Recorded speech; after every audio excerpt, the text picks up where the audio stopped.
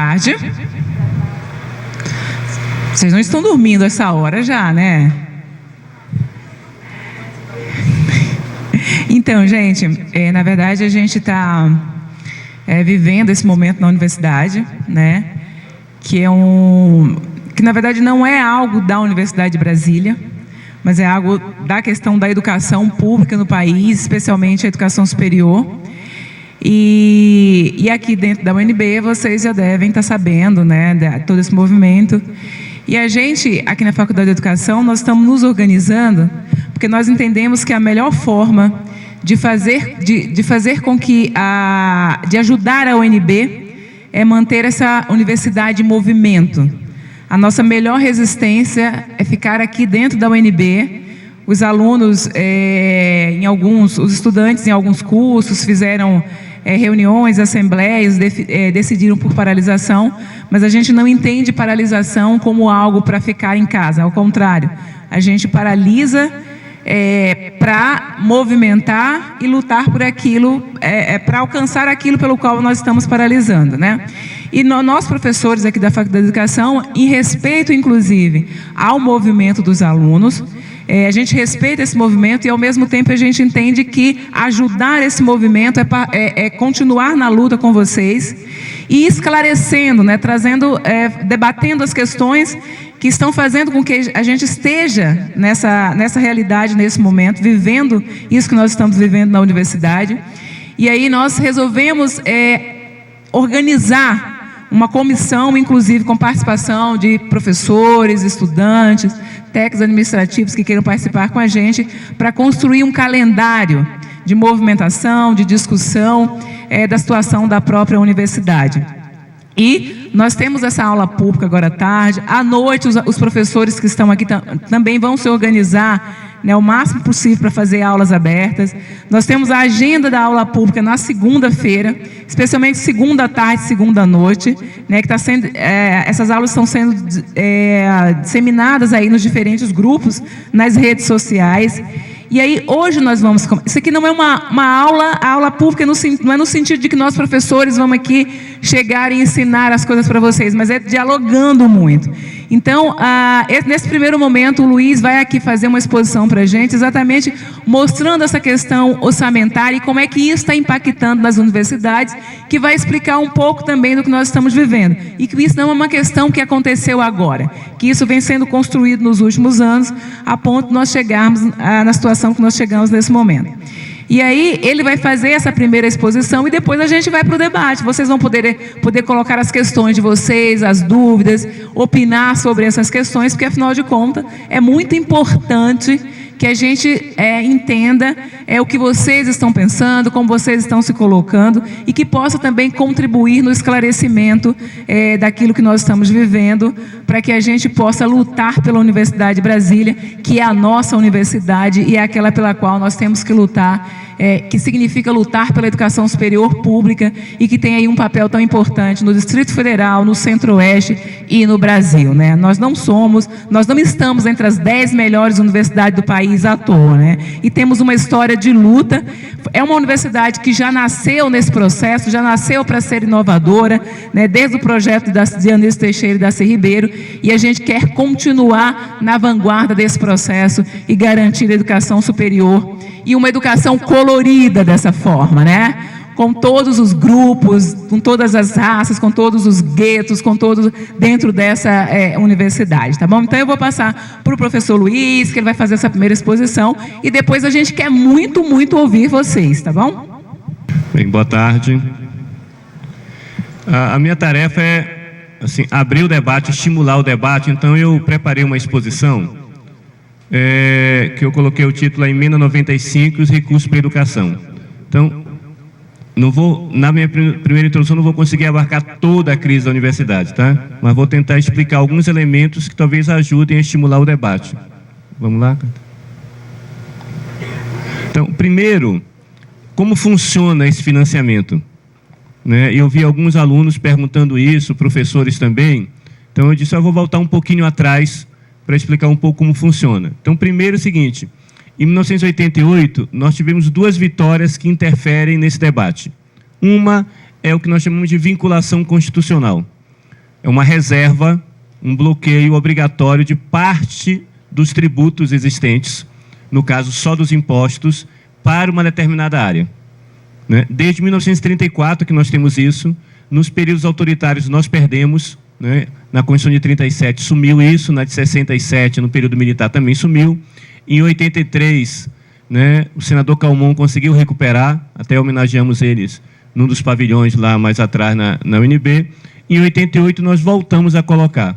No caso federal, que é o nosso caso aqui, há uma obrigação de que, no mínimo, pode gastar mais, tá? Mas, no mínimo, 18% dos impostos.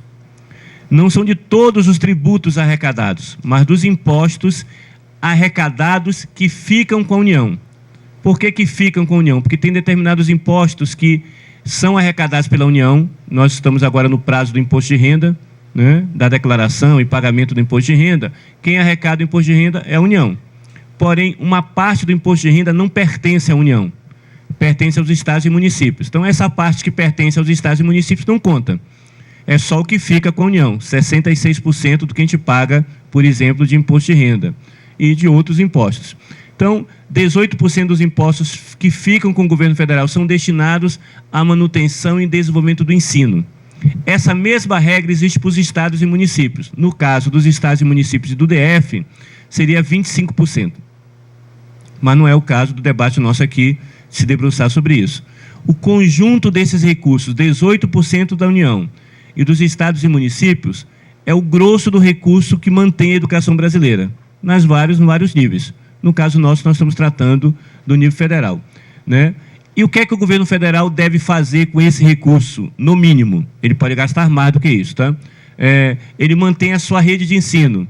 Qual é a rede de ensino federal? As universidades, como a UNB, né? O que a gente conhece hoje como IFETs, né? Que na época da Constituição eram escolas técnicas, quer dizer, que tem ensino profissional e hoje tem ensino tecnológico, e algumas escolas isoladas, que não são de ensino superior nem tecnológico.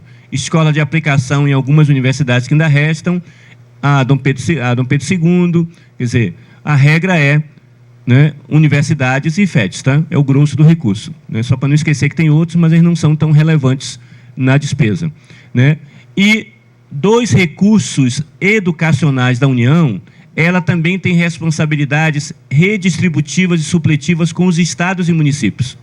O Brasil é um país muito desigual e cabe à União melhorar a situação de um brasileiro que, por uma obra do destino e desigualdade existente, mora num município muito pobre e o município não pode ser prestado ali. Então, ele pode ajudar um município, né? E muitos programas federais fazem isso, de repassar recursos ou bens, pode ser um livro didático, pode ser o dinheiro para comprar alimentação, pode ser o dinheiro para fazer um transporte, é enviado.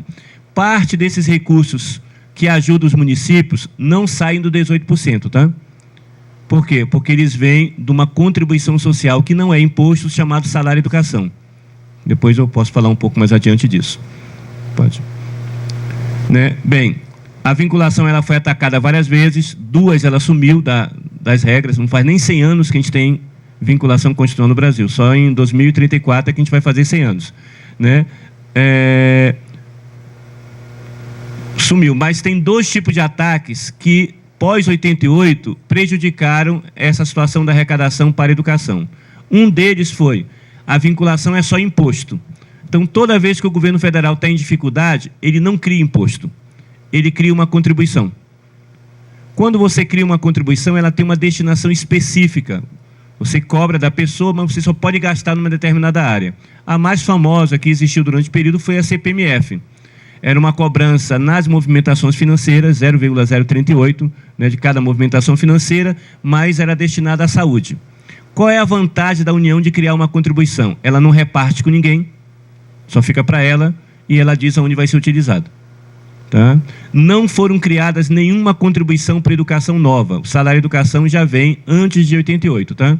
Mas na área da saúde foi criada e depois extinta a CPMF, em outras áreas de arrecadação do governo. Então, em vez do governo criar um imposto e dividir com educação e saúde, ele cria uma contribuição e gasta naquilo que ele quer, diminuindo o peso, né, do recurso.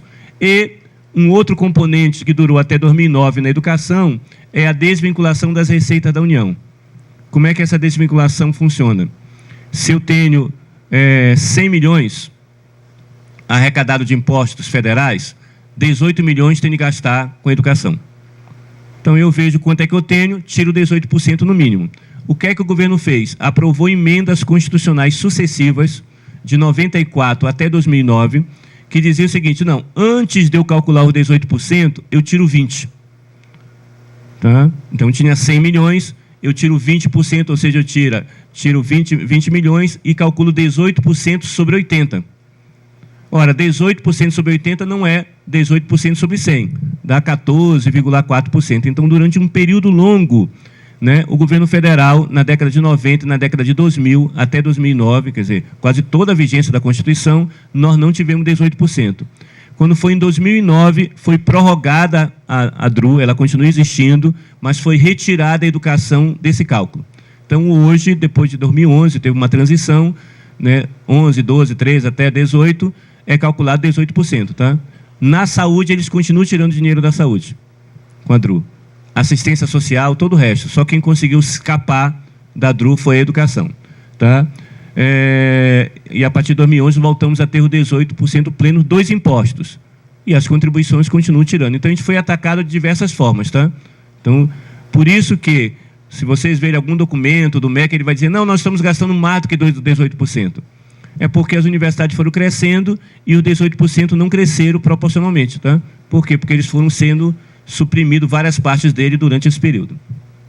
Então, é um pouco do cenário anterior a essa crise que a gente está vivendo. Tá? Pode ir. Tá? E o segundo dispositivo constitucional que nos interessa é que tem um artigo na Constituição que diz que as universidades têm autonomia. Talvez vocês devem ter ouvido falar em algum momento, né, espero, né, em alguma disciplina nossa, né, em que a universidade ela tem autonomia. Que tipo de autonomia ela tem? Administrativa, financeira e pedagógica. Aquela polêmica que teve com o professor Luiz Miguel, né, que o MEC queria dizer que disciplinas podem dar, feria a autonomia pedagógica. Quem decide o que dá na disciplina são os colegiados correspondentes. Então, currículo de pedagogia, colegiado da educação que decide. Lá das ciências sociais, colegiado correspondente. Então, não é toda a universidade que decide, mas cada um decide o que vai ter na disciplina, qual é a ementa da disciplina, qual é o conteúdo. O governo não interfere nisso, tá? Tendo autonomia pedagógica. Porém, a autonomia administrativa financeira, ela é mais complicada e nunca foi cumprida na íntegra. Como é que seria uma autonomia plena? Eu tenho um dinheiro reservado, esse dinheiro é obrigatório ir para as universidades e elas gastam do jeito que elas decidirem. Essa seria a autonomia plena. Essa autonomia nunca existiu pós-Constituição de 88, tá? Que é o que a gente está falando. Ela é meia boca, digamos assim. Como é que ela se realiza? O MEC estabelece um orçamento, tá? X bilhões de reais, divide a partir de uma matriz pelas universidades, né? E a partir dessa matriz a universidade toma conta do dinheiro que está nessa matriz. Então, na prática, quem decide quanto de dinheiro vai ter na universidade é o MEC. Ou o Ministério do Planejamento, negociando com o MEC, mas o governo federal. Mas você não tem um recurso garantido, digamos assim, que ano após ano não possa diminuir. Então, em tese, pela regra atual, o MEC pode cortar recursos das universidades. Ele tem instrumentos legais para isso, tá? Porque existe um único orçamento, que é o orçamento federal. Dentro do orçamento federal estão todos os ministérios. Dentro do Ministério da Educação estão as universidades. Diferente dos ministérios, tá? Quando o dinheiro vem para a universidade tem autonomia para decidir o que fazer. Essa é a diferença que a gente tem. Tá? Ok? Não sei se deu para entender assim. O que está escrito na Constituição nunca entrou em vigor plenamente, e isso, nesse momento, faz falta, tá? Porque não tem um recurso próprio. No caso da USP, em São Paulo, e da Unicamp, a lei, digamos assim, a Constituição Estadual estabeleceu um percentual de impostos destinados à USP e à Unicamp. Neste caso, você teria mais condições de cumprir a obrigação, porque eu tenho um percentual, eu vejo o percentual, é obrigado a me passar. Aí eu gerencio esse percentual. As universidades federais não funcionam, infelizmente, com esse grau de autonomia que, em tese, a USP deveria ter, né? Nem está tendo, mas legalmente estaria mais próximo, tá? Bem, então foi desenvolvido o que a gente chama de matriz orçamentária. Eu não vou detalhar os cálculos aqui da matriz orçamentária, eu acho que levaria um outro debate, mas é o seguinte, ó, As universidades têm tamanhos diferentes, necessidades diferentes e, historicamente, foram ajustando, né, como esse repasse seria. Então, se criou uma fórmula para que você tivesse um critério transparente entre as universidades. Tem universidade com 40 mil alunos, como a UNB, e você tem uma universidade com 5 mil. Uma universidade que tem muita pesquisa e extensão, outra é muito recente. Então, a característica das universidades, tem universidade que tem um hospital universitário, outras que não tem, então, elas não são parecidas. Todas são universidades, mas de tamanhos e complexidade diferentes. Quem negocia essa matriz? Né? A Andifes, que é a Associação dos Reitores das Universidades, com o MEC. Eu falo negocia porque, na verdade, assim, parece que negociação é a seguinte, ó, se não chegar a um acordo, fica um impasse. Na verdade, assim, o MEC pressiona, o pessoal pressiona e consegue alguma coisa, perde outra, tá? Cada vez que acontece. Eu vou fechar e depois eu abro, tá? Bem, e aqui começa o nó que eu falei para vocês, né? Porque o dispositivo constitucional, ele não está plenamente em vigor, na verdade, tem uma fatia do orçamento que vai para o MEC e uma fatia que vem para cada universidade, e na prática é exercida a partir do dinheiro que você recebe. Basicamente, todos os orçamentos e o da universidade tem 3 partes, tá? Né? Quer dizer, a gente tem várias classificações, eu vou usar a que interessa para a gente aqui, que é mais simples. Ele tem 3 tipos de despesas, 3 grupos de despesas que a gente chama, tá? Pessoal entra tudo de pessoal efetivo ou temporário. Então, o professor, por exemplo, a Andréia, que é a nossa substituta no PAD, ela entra em pessoal. Eu, que sou efetivo, entro em pessoal. Benefícios, salário família, tudo que envolve pagamento de pessoas, tá? Esse é o pessoal. Férias, aposentadoria, qualquer gasto que seja de pessoal, tá? Custeio. Então, primeiro é pessoal. Segundo é custeio. Custeio é o seguinte, entra toda a manutenção da universidade, tá? Não interessa se essa manutenção é feita direta ou terceirizada, tá? É tudo custeio. Então, né, o gasto com a conta de luz, o gasto com a empresa de limpeza, o gasto com a gasolina para fazer um trabalho de campo lá em Samambaia, certo? Ou Sobradinho, onde a gente levar os alunos. Tudo isso, mas o ônibus, digamos, é da universidade. Não interessa, digamos, na hora de pagar tem diferença, tá? Se eu vou pagar para um terceiro ou se eu vou pagar só para comprar a resma de papel ou a empresa. Tudo isso é custeio. A assistência estudantil, o subsídio no restaurante universitário. Então, todo esse conjunto de coisas, as bolsas dos alunos, que não sejam de projetos, tá? Projetos entra como custeio, mas depois eu explico, porque vem um dinheiro a mais, tá? Que vem para o projeto, tá? Mas ele é custeio também, tá? Porque ele não é pessoal, né? E não entra no terceiro, que é investimento, que são as obras, tá? Então, vamos construir a FE 2 e 4, que ninguém sabe onde é que está, né? Desde que a gente chegou aqui, né? Eu tenho essa curiosidade desde que eu estudei aqui, não consegui descobrir. Tem a 1, a 3 e a 5. Então, vamos fazer a 2, que estava faltando. É um prédio novo. Um prédio novo é investimento. Você faz uma licitação, contrata, compra material, tá? Ok? Pequenas obras são custeio, tá? Então, vai colocar o ar-condicionado aqui no... Uma boa ideia, né? Aqui no auditório. É custeio. Eu vou comprar um bem e vou instalar. Quem vai instalar? Pode ser uma empresa terceirizada ou pode ser o pessoal da casa, tá? Tanto faz. Tudo isso é custeio. Então, quando vem o orçamento, quando é aprovado o orçamento ele tem essa divisão em todo o ministério. Um orçamento, esqueci de falar isso, é importante, ele é uma autorização. Tá? É uma autorização para arrecadar e uma autorização para gastar.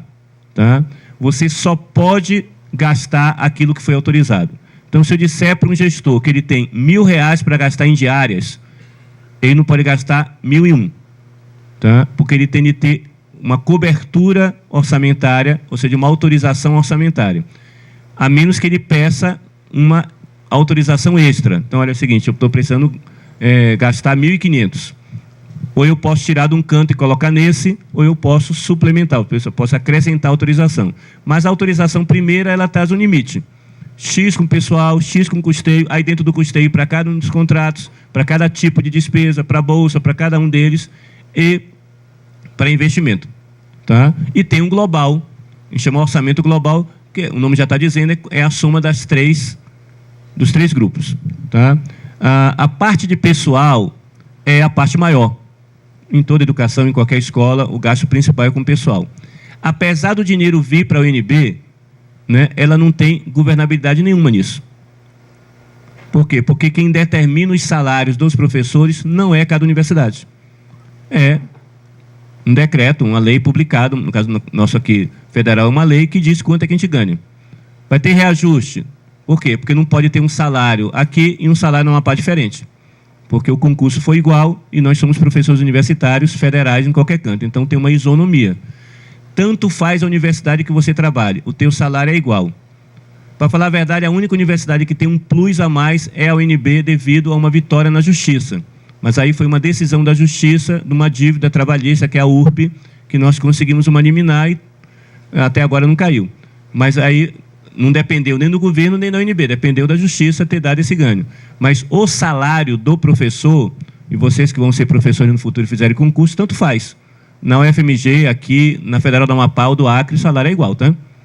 Pode ser que as condições de vida e a atratividade seja diferente, obviamente, tá? O custo de vida em cada cidade não é igual, mas o salário de funcionário federal é igual, porque você não pode tratar o mesmo cargo com salários diferentes. Então, não faz parte da autonomia da universidade decidir o salário dos professores. Se não faz parte, significa que a principal despesa eu não posso mexer. Eu gero a folha, então eu incluo a folha. Mas o que é que eu faço na folha? A frequência do Luiz Araújo ou da Ana. Ou um processo que a Ana entrou pedindo um adicional, uma progressão. Então, as progressões funcionais são decididas na universidade. Mas a regra para a progressão é a mesma daqui do que da UFMG ou da FRJ. Quem decide se eu mereço ou não a progressão é aqui dentro. Tem os conselhos que decidem. Mas a regra é igual para todos, tá? Ok? Então, a folha, ela é grande, é a maior despesa, mas a universidade não pode cortar. Não pode mexer na folha. Ela não tem essa autoridade, essa autonomia, tá?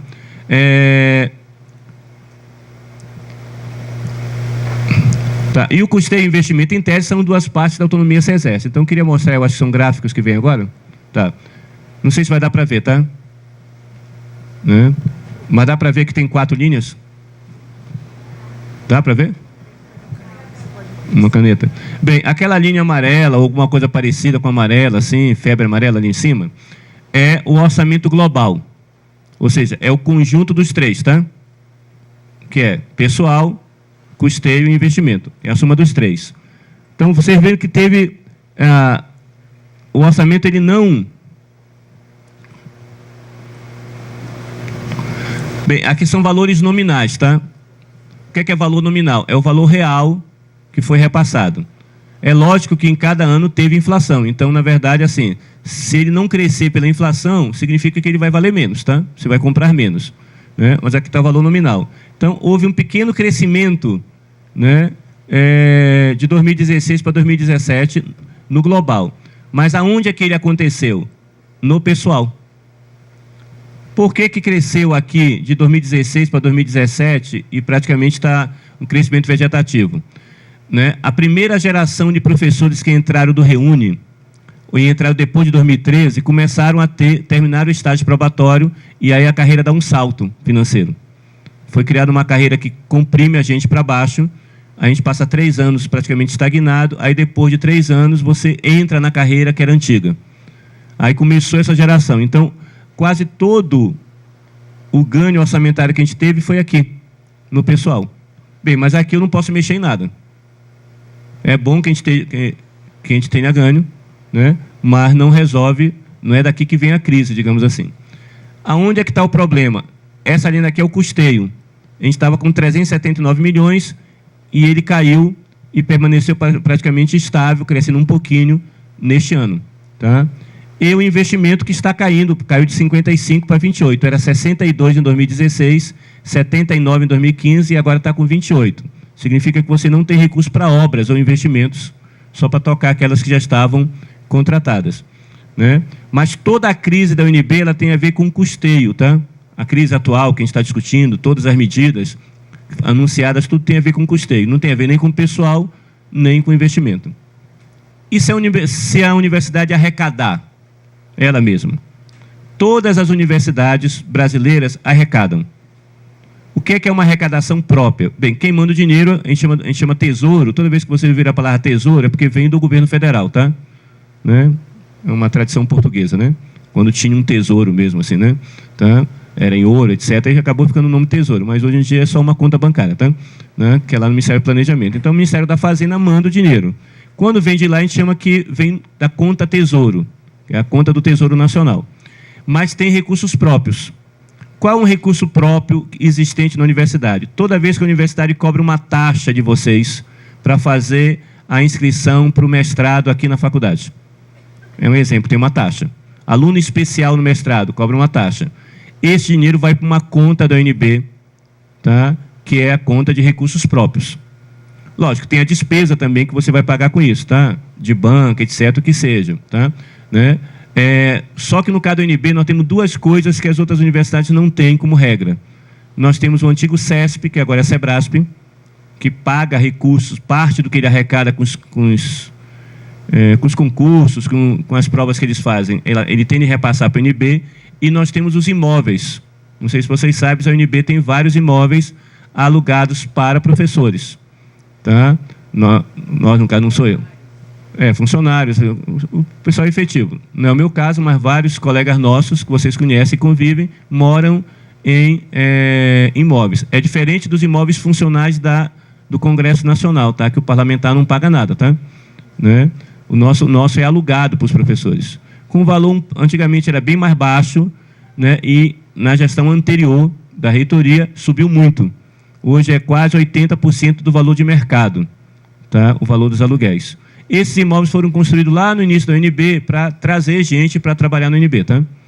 Né? Era, digamos assim, era um atrativo que tinha o seguinte, ó, vai para a UNB, vai lá para Goiás, né? Sai de onde você está, mas a gente garante que você tenha moradia, tá? Só que hoje é um aluguel, tá? Que você paga. Só que esse dinheiro vai para o cofre da UNB. Lógico, a UNB tem despesa também com esses imóveis, né? Como se fosse um condomínio. Mas tem um saldo positivo, tá? Quer dizer, o valor cobre a despesa de condomínio. Não é um condomínio, tá? É um aluguel. Então, esse aluguel entra no cofre. Aqui tem as duas situações. A linha laranja é o dinheiro repassado pelo governo federal do Tesouro para custeio. E a linha, sei lá o que é isso aqui. Cinza, né? É o que a UNB arrecada, ou está prevendo arrecadar, tá? Que no caso aqui até 2018 a gente não terminou de arrecadar. Então, o que cresceu no custeio não foi o repasse federal. Foi a capacidade da UNB arrecadar. Aqui entra uma coisa meio difícil de explicar para as pessoas. Eu falei para vocês que o orçamento é autorizativo. Então, quando é feito o orçamento, eu digo quanto é que eu vou arrecadar. E o MEC diz quanto é que eu posso colocar lá no orçamento. O MEC concordou em colocar 100 milhões de arrecadação própria. Tá? Que aí... redondo 93 milhões, tá? Só que a UNB está prevendo arrecadar 160, que seria uma boa notícia. Bem, só que ela não tem autorização para gastar, porque ela só tem autorização para gastar 93. Então ela tem de pedir para o MEC uma autorização para poder usar esse dinheiro. O que é que o MEC fez agora? Ele disse o seguinte, tudo bem, você quer gastar mais 80, eu tiro dos 137. Por quê? Porque eu não posso passar do teto, que é o que eu vou explicar agora, né, do que eu repassei para vocês, porque é o teto dos gastos. Então, mesmo que você tenha dinheiro, se eu não tiver autorização para gastar, né, o dinheiro fica em caixa e eu não gasto, tá? Porque eu não tenho autorização para gastar. É diferente da vida da gente, que o que entra na conta da gente, a gente gasta, tá? Mesmo que seja um empréstimo, dinheiro de coleta, qualquer coisa, se caiu na conta, a gente sai gastando, tá? Não funciona assim o órgão público, tá? Então, o MEC mudou a regra do jogo para conter o gasto. Então, ele não quer que gaste, né? E o gasto é orçamentário, quer dizer, é a previsão, a autorização. Então, mesmo que a UNB arrecade mais, não compensa para ela. Porque se ela disser, eu tenho mais 80, em vez de 137, ela vai ficar com 60, com 50. Então, é elas por elas. Ou seja, no final, eu tenho o mesmo dinheiro porque eu perco o dinheiro que viria do Tesouro. Por incrível que pareça, um negócio meio difícil de entender, né? Mas o que eu vou explicar para vocês agora explica a lógica do MEC, tá? mesmo que seja uma lógica cruel para nós, tem um sentido na cabeça do MEC isso, mesmo que a consequência seja trágica para a gente. Então, pode ir adiante, depois eu explico isso aí. Pode ir. Tá? Por que está acontecendo isso? Porque em 2016 foi aprovada uma emenda constitucional, que é a emenda 95, a 95ª emenda à Constituição. O que é que essa emenda fez? Ela criou um negócio chamado Novo Regime Fiscal. Vou traduzir.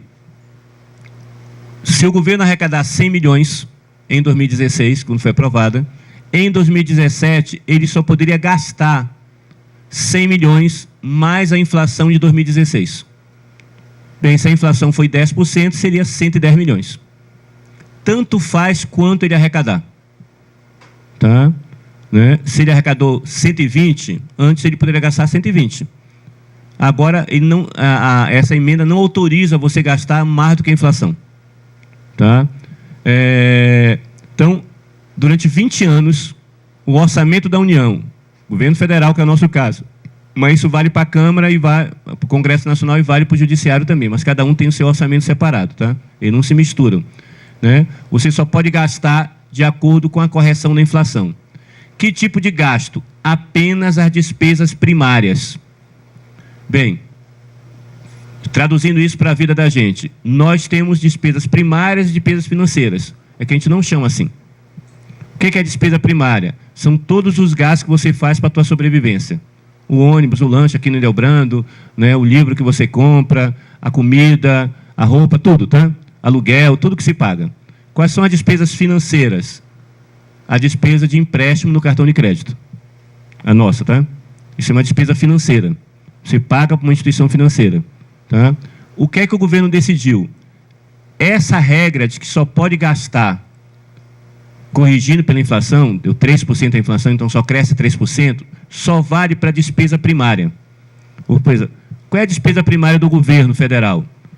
O custeio dos funcionários, da esplanada, por exemplo, né, dos ministérios, dos ministros, né, o salário nosso aqui, as universidades, os hospitais, né, tudo que ele gasta na ponta, tá? E na atividade meio. Né? E a despesa financeira do governo, não é cartão de crédito, tá? A despesa financeira do governo são os títulos da dívida pública. Então, qual é a lógica da emenda 95? Se a arrecadação subir 10%, mas a inflação ter 3%, sobra 7%.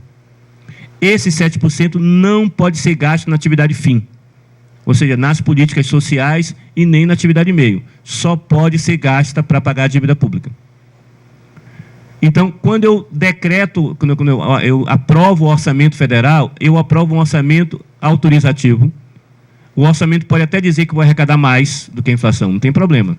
Mas eu só autorizo despesa de acordo com a inflação.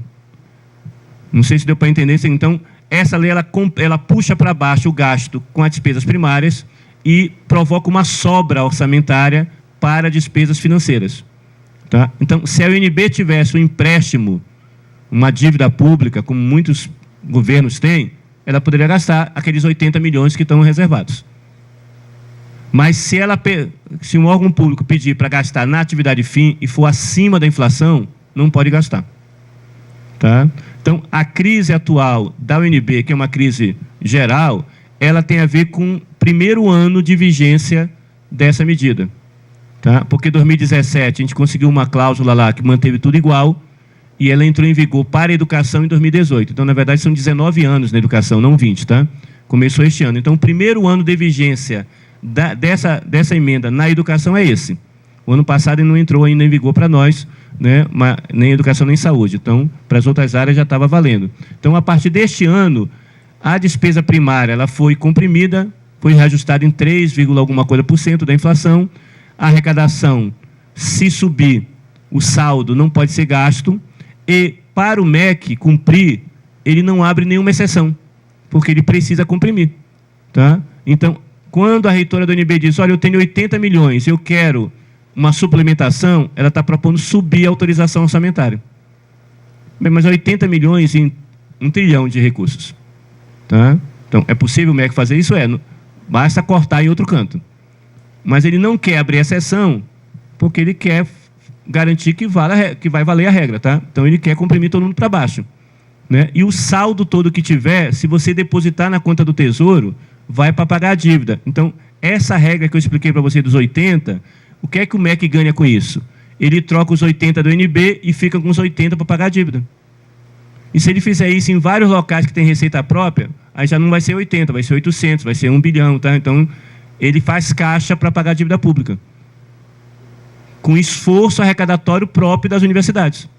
O que é totalmente absurdo, quer dizer, você arrecadou para melhorar a tua vida e a tua vida fica do mesmo jeito, só trocando o dinheiro, a fonte do dinheiro. Mas trocar a fonte do dinheiro não resolve a dívida, você continua com a dívida, tá? Né? Em vez, o pai pagou, a mãe pagou, não resolve nada, tá? Às vezes a gente pensa assim, né? Certo? Né? Adiante. Né? Por isso, cada poder estabelece seu limite. Né? No caso da educação e saúde, a emenda, na verdade, são 19 anos, né? Aí, pode adiante. Né? Bem, e aí qual o problema legal, constitucional que tem aqui? Tem uma ação no Supremo contra isso. Digamos que a arrecadação cresça 10%. Aquele exemplo que eu dei de 100 milhões. Com 100 milhões eu tinha direito a 18 milhões para educação. Se passar para 110, eu tenho que jogar 18% sobre 110. Acontece que se a inflação crescer 3%, essa emenda autoriza o governo federal a não cumprir o artigo 212 e repassar os 18%. Então, na prática, a emenda 95, ela revogou a vinculação constitucional durante 19 anos. Ou, pelo menos, potencialmente revogou. Quer dizer, nos anos em que a arrecadação do governo for maior do que a inflação, eu não cumpro os 18%. Nos anos que isso for igual à inflação, eu cumpro. Então, não é que está proibido cumprir, mas na prática vai acontecer permanentemente. E por que isso vai acontecer? Porque a arrecadação não tem nada a ver com a inflação, pessoal. Tá? Eu posso ter crescimento econômico com alta inflação ou com baixa inflação. Tá? Se, na década passada, em nenhum ano, na década passada nós tivemos aquela crise dos Estados Unidos, 2008, 2009. Os únicos anos em que a inflação foi igual à arrecadação foi nos anos de crise americana. Nos outros, teve ano que foi 20%, 15%, e a inflação dava 5%, dava 4%.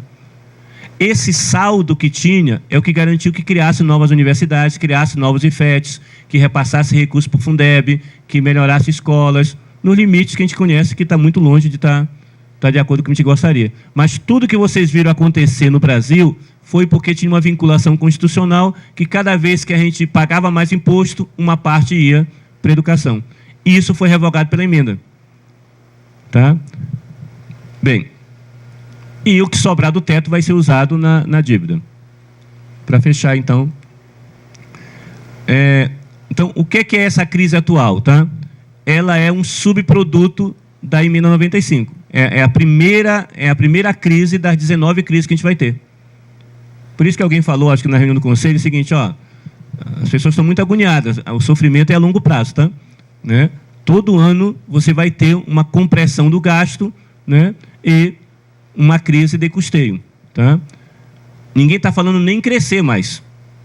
Por quê? Se eu digo para a UNB que ela vai receber o mesmo dinheiro que ela tinha no ano passado, significa que ela só vai repetir o que ela tinha no ano passado. Se estava ruim no ano passado, vai ficar ruim, tá? Por quê? A correção da inflação é a correção dos preços. Então, vamos pegar um exemplo que é um dos elementos da crise, que é o contrato da limpeza.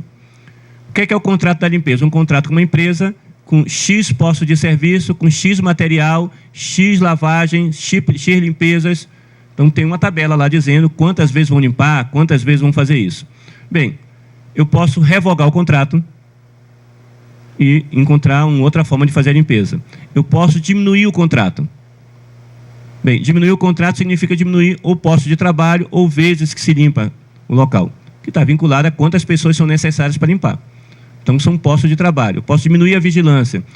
Acontece que este contrato sobe mesmo que ele fique parado. Por quê? Porque esses trabalhadores têm direito a reajuste anual. Esse reajuste anual é repassado para o contrato. Os produtos de limpeza sobem anualmente. Nós compramos produto de limpeza, teve inflação.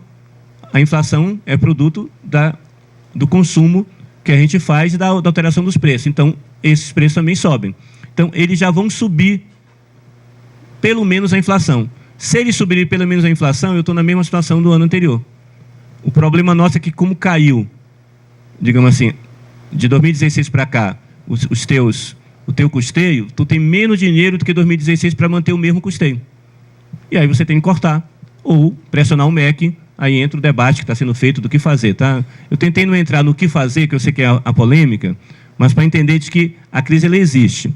Para finalizar, acho que não precisa mais aí, que é a última 2 minutos. Teve uma nota que o MEC lançou e que gerou muita confusão na cabeça das pessoas. Eu até falei no conselho que eu passei 40 minutos explicando a nota na minha aula de financiamento, tá?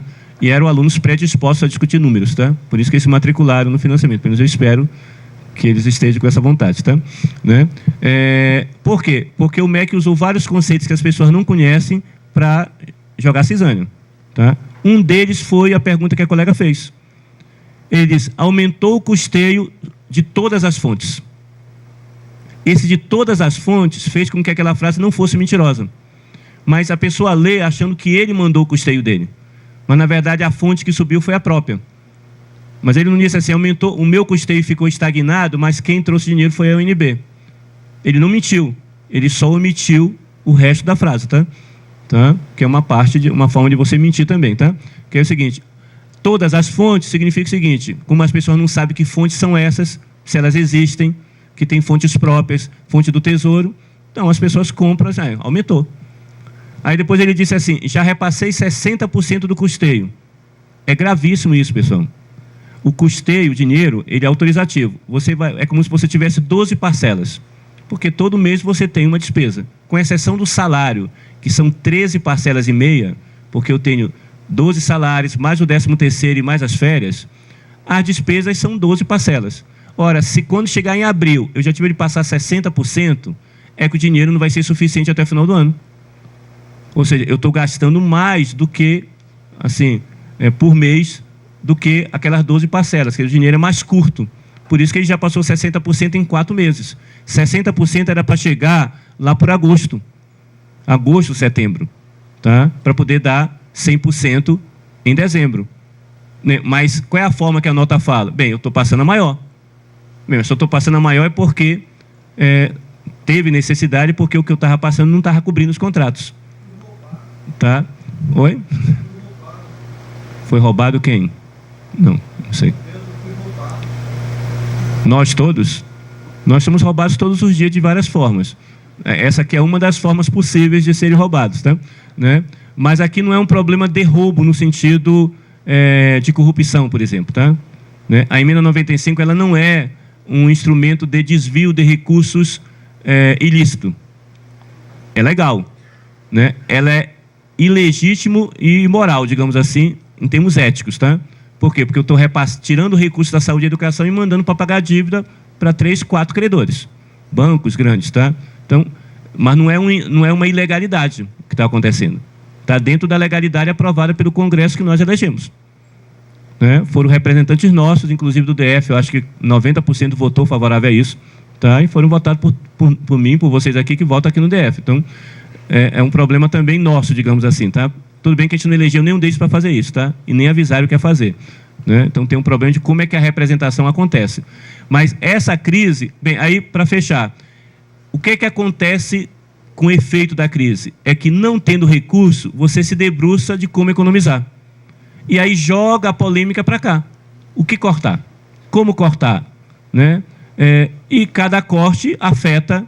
Então, se eu corto o subsídio do RU, afeta os estudantes. Porque o subsídio é para os estudantes. Tá? E um pouco para os técnicos, mas o relevante em termos de número, né, de volume, é dos estudantes. 2, eu corto as bolsas, prejudica as pessoas que têm bolsa. Corto estagiários, prejudica os estagiários, entendeu? Então, cada medida drástica afeta um segmento interno. Né? E quem faz isso é quem está aqui. Então, a situação do MEC é muito cômoda. Por quê? Porque ele joga para os reitores, o teu orçamento se vira com isso. Se acerta entre vocês aí. Tá? Isso não é problema meu, porque eu considero que o que eu estou mandando é suficiente. Então, se é suficiente, é só um problema de gestão, porque vocês conseguem sobreviver com menos. Essa é a lógica do MEC. Né? Inclusive com menos professores. Né? A secretária executiva do MEC deu uma declaração dizendo que tem professores sobrando na UNB. Tá? Bem, o que é que seriam os professores sobrando? É porque você tem uma carga horária de ensino, uma carga horária de pesquisa e de extensão. Bem, se eu acabar com a pesquisa e extensão, eu tenho mais horas de ensino. Aí eu precisaria de menos professores. Bem, é uma probabilidade? É possível fazer isso? É. As escolas particulares fazem isso. Nenhuma delas pesquisa. Nenhuma não. Poucas, tá? Não vamos também dizer que nenhuma pesquisa, mas o grosso da pesquisa acontece nas universidades públicas, federais e estaduais. Bem, você pode ter uma universidade que não pesquise. Tem consequências para o país? Tem. Veja, então, cada opção tem uma lógica por trás. Então, eu não faço mais a pesquisa na universidade. Eu compro a pesquisa pronta de outras universidades e de outras empresas internacionais. Não produzo nada aqui. Aí eu economizo. E aí o MEC propôs o seguinte: olha, por que vocês não fazem um PDV, que é Plano de Demissão Voluntária? E aí vocês descartam uma parte dos professores que estão sobrando, que aí vai cair aquela primeira linha, que é a maior, aí equilibra. Então o MEC ofereceu várias propostas. Todas elas cruéis, imorais, né, e que prejudicam a universidade. O problema é como resolver. Então, a minha ideia aqui, a encomenda que o pessoal fez, é para colocar, digamos, o contexto, tá?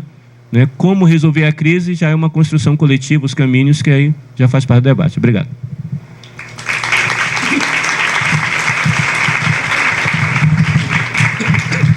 Ixi, a pessoa falou sem água, né? É a crise. É a crise, ué. Cortaram o recurso da água, entendeu?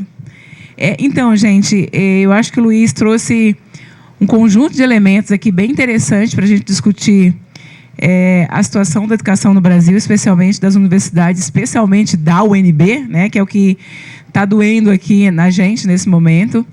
E o que a gente quer agora é exatamente ouvir vocês, né?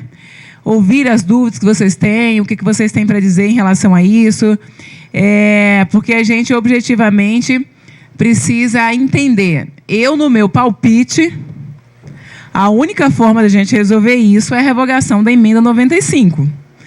Ela é a causadora de todos os problemas, né? Mas, até chegar lá, a gente precisa resolver outras questões, que é a compreensão de tudo isso, para que a gente não tenha uma implosão interna, que é isso que mais me preocupa, né? Eu acho que, não, a mim não, a todos nós que estamos aqui, a todos nós que estamos propondo esclarecer para os alunos, né, para os técnicos do administrativo, para nós professores, porque nem todos nós professores compreendemos esse processo que o Luiz explanou aqui. E aí, quando a gente não tem conhecimento sobre as coisas, fica aquilo. O MEC diz uma coisa, a gestão da universidade diz outra. Quem é que está falando a verdade? Então, essa explanação que o Luiz trouxe aqui, de onde que vem, né, qual é a causadora de todo esse problema, e mostrou aqui para a gente com dados, né, claros aqui, com dados, dá para a gente saber exatamente de onde que o problema está e como é que a gente vai resolver.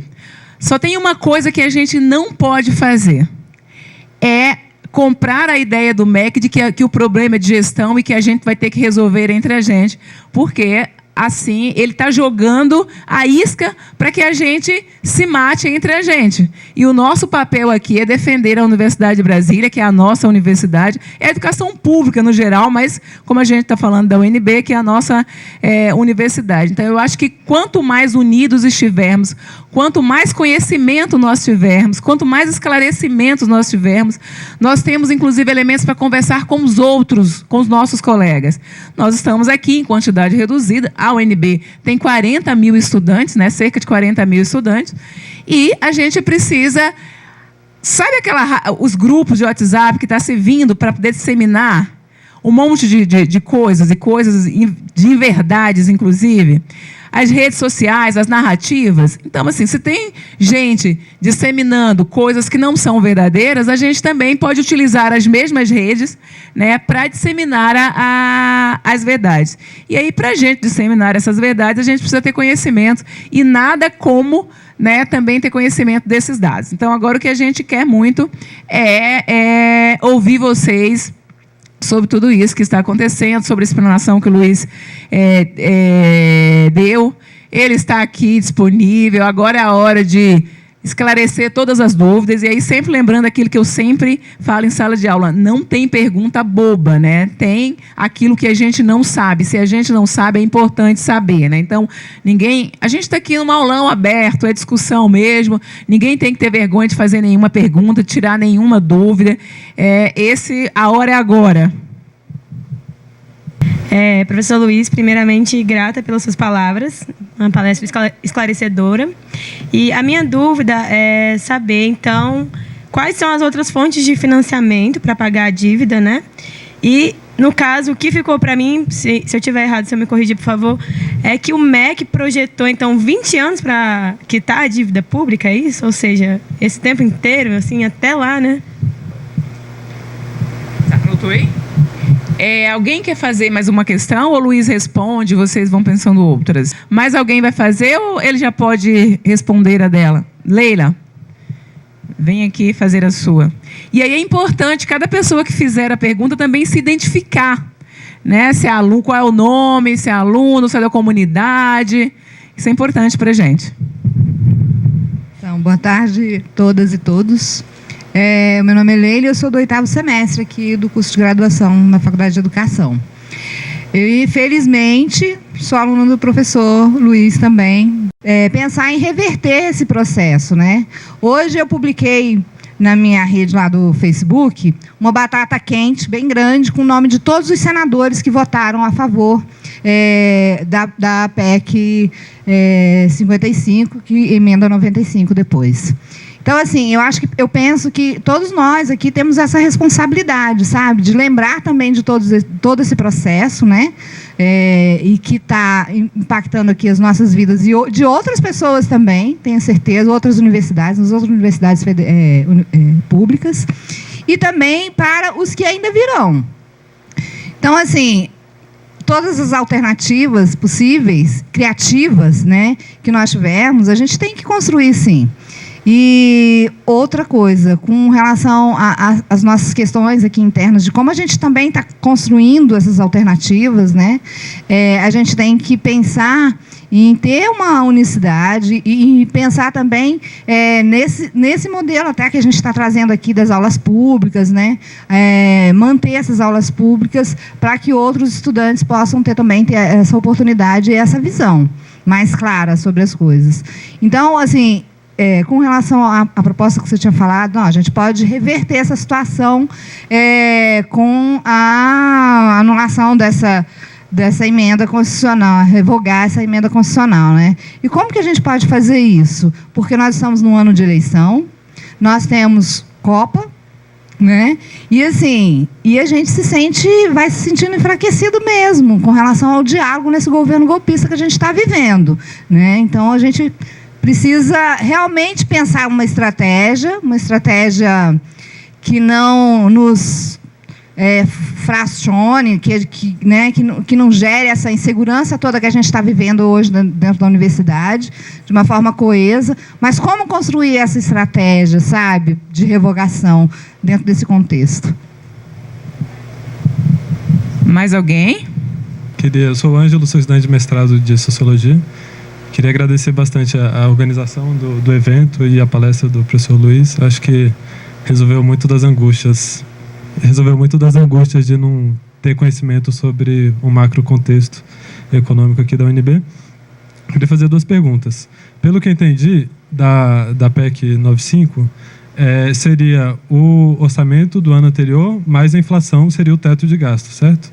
E se a gente está tendo esse problema, o orçamento do ano anterior aqui da UNB foi mais baixo e não está cobrindo esse ano? É só uma pergunta de ordem prática, assim, eu não entendi bem isso.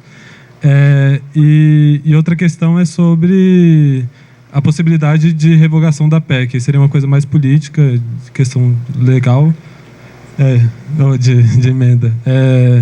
E qual a possibilidade de outro governo com outra mentalidade, se isso tem alguma problemática para a revogação da emenda, ou se realmente são 20 anos com alguma proteção legal à emenda. É isso.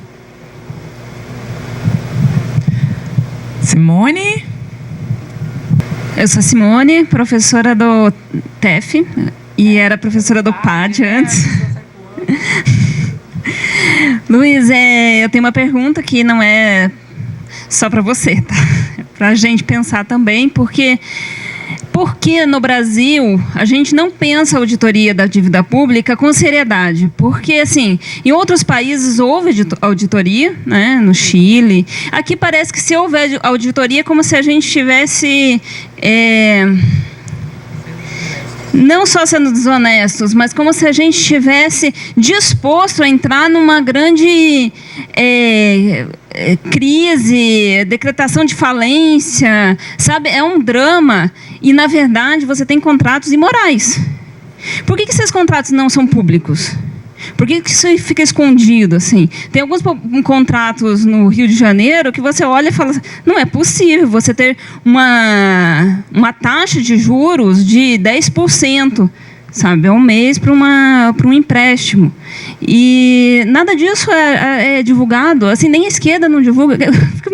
Eu fico meio em dúvida por que esses contratos não são publicizados e por que a população não é esclarecida sobre essa dívida. Como é que ela se construiu, o que aconteceu, porque no final a gente está entrando numa prática agora de que tem que pagar a dívida pública, só que é uma dívida pública imoral. Então, como que a gente poderia se organizar para questionar a origem dessa PEC, inclusive? Ok. Acho que o Luiz já pode responder esse conjunto, né? Porque já tem bastante coisa aí. E isso já vai fazer... Inclusive, de repente, na resposta dele já surgem novas questões, né? Então, isso é importante. O difícil não é fazer a primeira parte, o difícil é responder as perguntas, tá? A parte que a gente se organiza, falar, é a parte mais fácil da aula. Olha lá, eu vou falar sobre a dívida pública um pouco, porque eu acho que entender a dívida pública talvez esclareça algumas perguntas, tá? O que é a dívida pública? Eu fiz aquele paralelo com cartão de crédito, nossa, só para dizer o que é uma despesa financeira, tá? A dívida pública são promissórias, como a gente falava antigamente, papéis, tá? Que os bancos oferecem para as pessoas. E o governo fica com dinheiro em troca dessa dívida. Então é o seguinte, eu pego um dinheiro para ti, digamos, o governo empresta um dinheiro no Itaú. Esse dinheiro, como é que o Itaú administra isso? Ele lança no mercado, oferece para as pessoas papéis do governo. Né? Quem ouve programa de rádio de manhã cedo, tem esse CBN, Band News, tem um cara lá, cada um tem um que fica explicando quais são os melhores investimentos que você deve fazer. Né? Não sei se alguém já ouviu aí. Aí diz, olha, é bom fazer na letra do tesouro, já ouviram essa palavra? Tá? Por que sempre eles recomendam letras do tesouro? Porque o avalista do empréstimo, daquele papel, é o Tesouro Nacional. É o governo. E o governo vai continuar sempre existindo. Um banco pode ir à falência. Tem vários bancos que eu já fui cliente que deixaram de existir, que não existem mais. Foram comprados, foram vendidos, faliram, entendeu? Sumiram do mapa, e os clientes ficaram muitos inseguros. Né? Já a caneta de poupança sempre foi uma tradição no Brasil, porque o governo banca se quebrar. Tá? Então tem a ver com essa crença de que o governo vai resolver. Então a letra do Tesouro é um papel da dívida pública, um deles, tá? Tem vários, eu estou pegando esse exemplo que é o mais famoso. Quanto é que você recebe desse papel? Tem uns juros, é um empréstimo.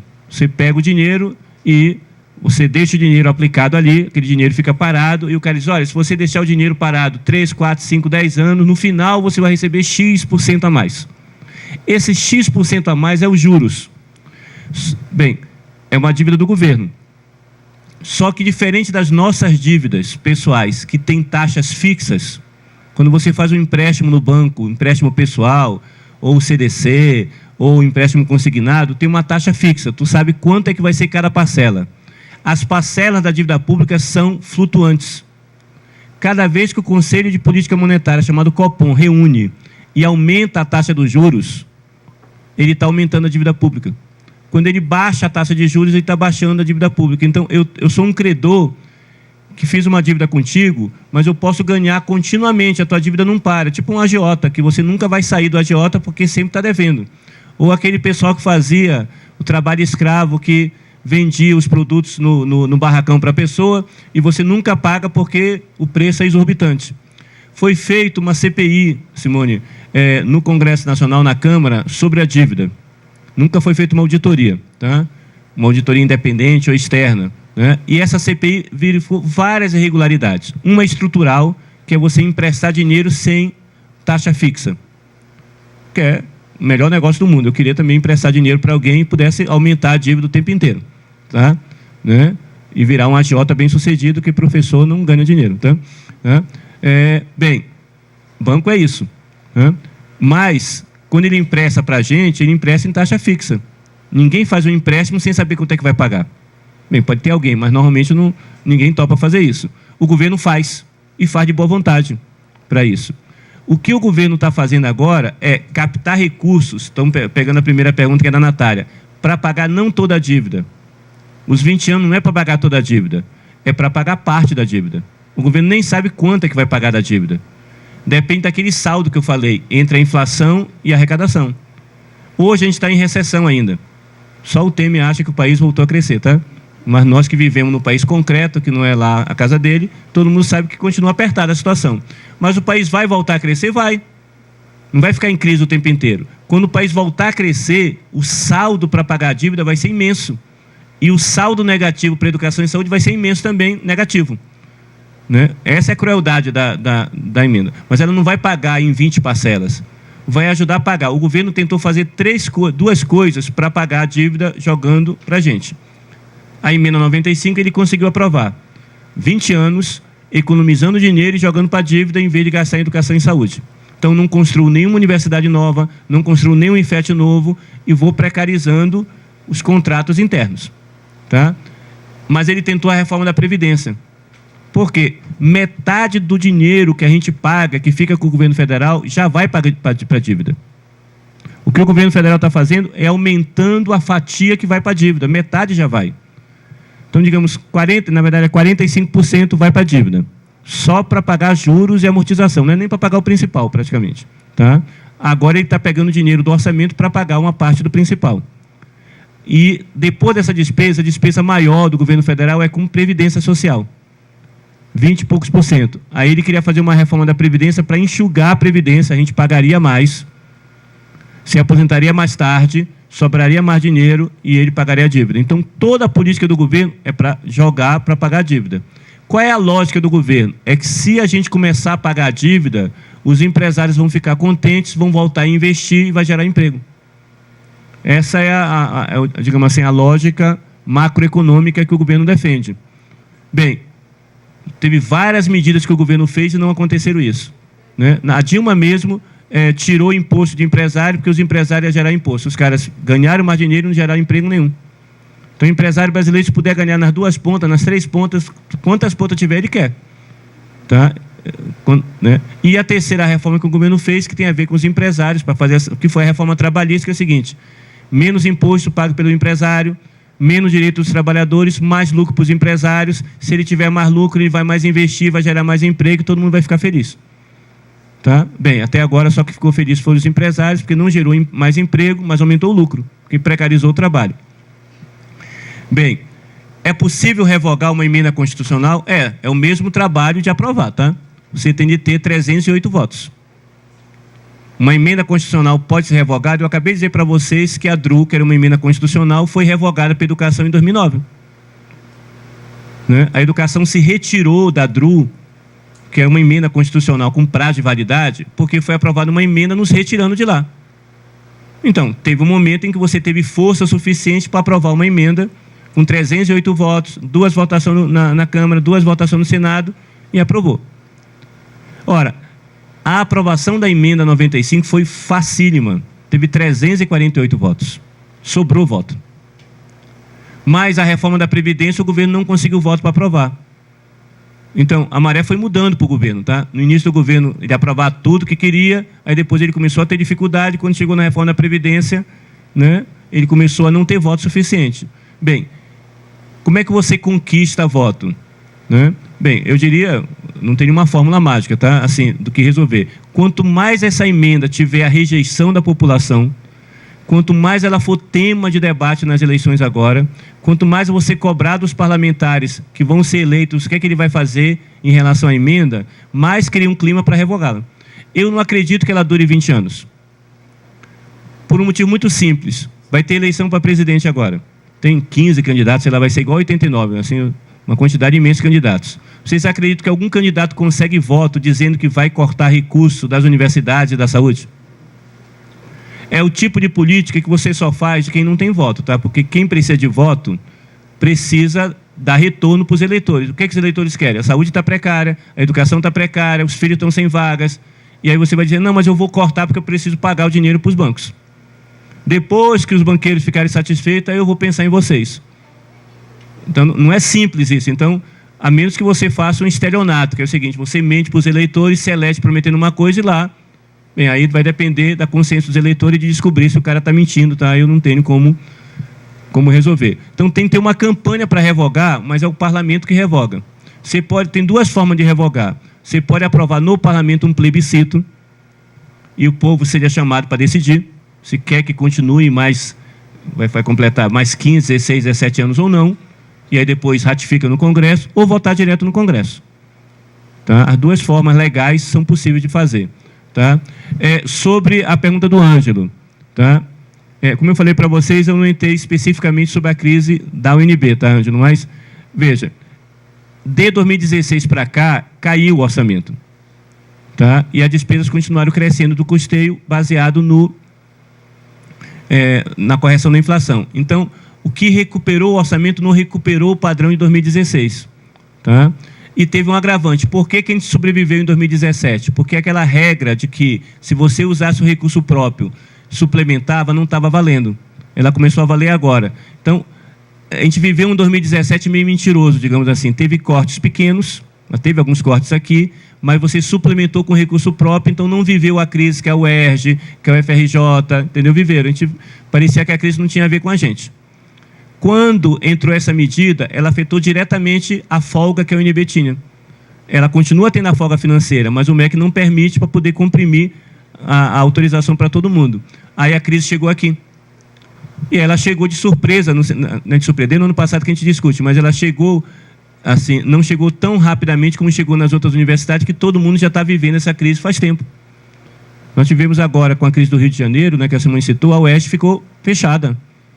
Porque você não tinha os contratos de vigilância. Imagina o seguinte, se a gente não tiver contrato de vigilância, a FE não abre, pessoal. O turno da noite nosso não funciona. Quem vem trabalhar à noite, com a insegurança que a gente tem, se não tiver uma vigilância aqui? Entendeu? Vários professores vão se recusar a trabalhar, porque quando precariza um pouco aqui, tem assalto aqui. Né? Então, veja, a gente não viveu isso, a gente está vivendo agora. O primeiro ano da crise para a gente é esse, de verdade, assim, na Vera. Tá? Então, o orçamento da UNB cresceu 3%. Mas, desses 3%, 2,5% foi pessoal, que foi o crescimento vegetativo, ou seja, não resolve nada da gente. Então, é como se você tivesse zero e já tivesse os contratos mais caros. Tá? Porque todo o recurso que veio extra ali, que aparece naquele primeiro quadro do global, né, certo? Foi de pessoal. E pessoal é o crescimento vegetativo que eu falei, aquilo que eu falei que subiu a carreira, e isso vai continuar. Todo ano vai subir um pouco o pessoal. Se você comprimir todo ano, a situação vai piorando cada ano. O ano que vem vai subir um pouquinho a folha e aí vai cortar o custeio. Vai subir, vai zerar o investimento. Aí vai chegar numa situação insustentável. Quando chegar na insustentável, o MEC vai dizer, corta pessoal. Faz um plano de demissão voluntária. Né? Aumenta a carga horária dos professores, diminui a pesquisa. Não coloca substituto quando sair no pós-doc e manda os professores ficarem com as turmas. Vão começar a tomar várias medidas, né, impondo várias medidas na universidade que vão precarizar as relações de trabalho. Então, o próximo alvo são os professores. E é uma coisa que a gente está dizendo muito para os professores, porque tem muito professor que acha que a crise não tem nada a ver com ele. Porque quem está sendo demitido é terceirizado, quem vai perder bolsa é estudante, quem vai pagar RU é estudante. Tá? Porque o grosso professor, ninguém frequenta RU, pessoal. Tá? Raríssimos são os professores e é o andar de cima, lá do RU. Tá? Então, e que já o preço é... Então, não é... Na real, não somos nós que usamos o RU. O RU não foi feito para os professores. Tá? O subsídio não é para a gente, mesmo que a gente possa até exercê-lo. Tá? Né? Lá, mas quantos professores vocês encontram lá comendo RU? Vocês encontram a gente todo dia lá? Não é verdade, tá? Então, aí, bem, é lógico que a limpeza da nossa sala quem faz é o terceirizado, né? Se não tiver vigilância, o ladrão não assalta. É mais fácil assaltar um professor que tem carro do que um aluno que anda de ônibus, tá? Então, potencialmente, a probabilidade de um professor ser assaltado por ter mais bens físicos do que os alunos é maior, tá? Então, a crise afeta a gente, porque quem limpa os laboratórios de pesquisa, quem limpa os banheiros que a gente usa, quem limpa a nossa sala, tá? São terceirizados. Se não tem estagiário nas secretarias, sobrecarrega os técnicos, tá? Né? Porque uma parte, a biblioteca não funciona sem os estagiários. Se tirar o estagiário da biblioteca, não funciona. Bem, tem várias medidas sendo debatidas, como eu falei, mas todas essas medidas podem até encontrar algum meio termo provisório para este ano, entendeu? Que corte só uma parte, sei lá, alguma solução vai se encontrar para fechar o ano, mas não resolve o problema, porque o ano que vem a gente vai começar o ano na mesma situação, pior. Porque a folha vai crescer um pouquinho, o custeio vai cair novamente, entendeu? Porque vai crescer só a inflação, né? E aí vai voltar toda a crise. Então é uma crise periódica. Por isso que a gente precisa debater agora, porque se a gente debater só o seguinte: corta ou não os terceirizados, corta ou não os bolsistas, assume na unidade ou não, briga entre a unidade e a reitoria, é ótimo para o MEC. Que é a lógica do MEC, vocês ficam brigando entre vocês aí enquanto a gente vai cortando daqui. Tá? Uma boa parte das divergências que estão ocorrendo hoje no UNB tem a ver com isso. Qual é o foco? Né? Bem, e se for o MEC é suficiente, a gente tem força ou não, então tem um debate realmente necessário para fazer. Tá? Então não sei se ajudei aí bem, aí tem um debate que a Leila colocou: qual é a estratégia para não fracionar a gente? É uma pergunta difícil, tá? Eu não tenho a resposta dela, digamos assim. Mas eu sei o seguinte, que brigar entre a gente não resolve. Tá? E isso ajuda o MEC. Tá? Por quê? Porque a gente vai brigar entre a gente, porque qualquer medida que seja tomada de diminuição de custeio vai cortar alguém, ou algum setor. Tá? Vocês viram agora o negócio dos estagiários, né? 1.000 estagiários. Bem, posso cortar todos os estagiários? Não. Eu preciso dos estagiários. Aí o que é que a reitoria fez? Bom, eu mando, cada unidade ela tem um orçamento. Esse orçamento é viagem de professor, viagem para congresso, né, pequenas despesas aqui, né, de manutenção, etc., compra de material. Pega uma parte desse orçamento e paga os estagiários. Aí você jogou para as unidades, aí as unidades começaram a se engalfinhar. É o seguinte: bem, mas eu não quero cortar tudo. Tá? Então eu vou ficar só com metade do estagiário. Mas quem eu demito? Entendeu? Da letra A, letra B, da letra Z, né? Os Araújo ficam, né? Eu era hoje porque a letra A, então a gente tá, mas o pessoal que é Benedito vai embora. Entenderam o problema de como você pode trazer para cá a Cisânia e isso não resolve? Pode resolver agora, mas em janeiro de 2019 vai começar tudo de novo. Tá? Então eu não sei se a gente vai vencer, se é possível enfrentando o MEC vencer, né? Não sei se a gente vai revogar, mas se a gente não tentar, nós vamos viver 19 crises. Aí a gente vai renovar a transparência e mudar a data, tá? Certo? Todo ano a gente vai fazer uma aula pública, né? Um pouco mais velhinhos, mais carecas, vai chegar aqui e vai colocar com outros alunos, quem sabe, né? Que uns já vão sair. Não acho um bom cenário, tá? Né? E tem um medo, que é um medo real, que é o seguinte: se ficar muito precária, para que serve então? Por que não entrega para o setor privado? Porque o setor privado não tem pesquisa, não tem extensão, o salário é menor e tem aula. Tá? Então, entrega. Demite os professores atuais, contrata, faz uma organização social, como fizeram com a HUB, como fizeram com o hospital de base, entendeu? Paga menos, né? O serviço vai ser pior, mas vai existir algum serviço. Tem uma lógica, tá? A lógica a gente é contra, mas ela tem uma lógica que leva a isso, porque uma coisa muito precária, quem quer? Melhor descartar, né?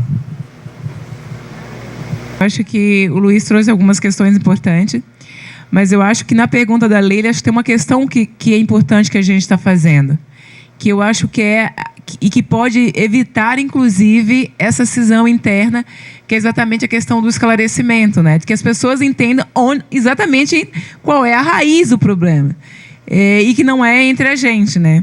E quando o Luiz mostra lá, né, a questão do ter um teto, mas dentro do próprio Ministério é possível remanejar questões para não fazer com que a universidade afunde. E aí a primeira questão é interesse do governo que a universidade permaneça, especialmente com as características que ela tem?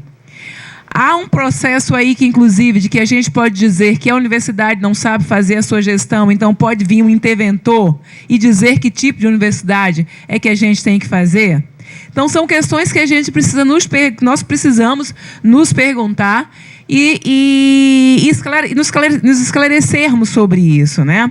Então, nós temos aqui, você vai fazer a questão também? E depois as duas professoras, a Sinara e a Ana Maria. Vem. Aí você se identifica. Bom, meu nome é Yara,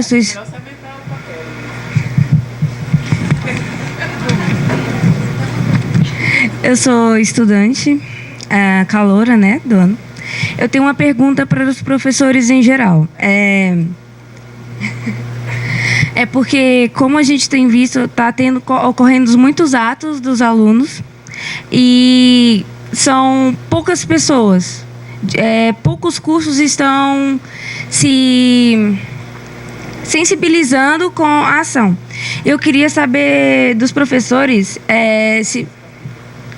se vocês têm algum projeto em mente que a gente possa fazer em conjunto de todas as universidades, de todos os campos, tanto do Darcy como do Gama, Planaltina e Ceilândia, para juntarmos todos nós para fazer algo com o que está acontecendo, para a gente poder desenvolver algumas propostas ao debate, se a gente pudesse, vamos ver, marcar alguma sessão para debater tudo isso que está acontecendo. Eu queria saber de vocês se tem alguma possibilidade disso.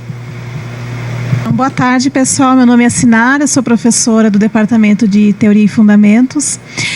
E eu queria colocar uma questão para dialogar com os colegas, Araújo, com vocês também, que seria uma análise do contexto brasileiro e local da UNB que a gente está fazendo aqui, muito bem subsidiado pelas informações do Luiz, mas que também a gente pudesse refletir um pouco sobre a questão do contexto internacional, das relações de governança, né, e da formação dos grandes oligopólios que se formam em torno da educação hoje, que tornam a educação uma mercadoria, né, dos grandes grupos. Aí a gente tem visto, por exemplo, a Croton, né, a cada dia avançando mais com ações nas bolsas de valores, e essa exatamente da educação básica à educação superior, e que a gente pudesse também analisar essa questão, atentando para essa questão para como a lógica da privatização ela tem avançado tão rápido em tão pouco tempo, sobretudo nas políticas públicas de formação de professores, nas políticas curriculares, nas políticas de financiamento, que a gente pudesse discutir a nossa situação aqui, mas também trazendo esse contexto internacional como um pano de fundo, né, e a influência que isso traz aqui para a nossa instituição. Então, queria colocar um pouco essa questão, também escutar um pouco dos colegas sobre isso.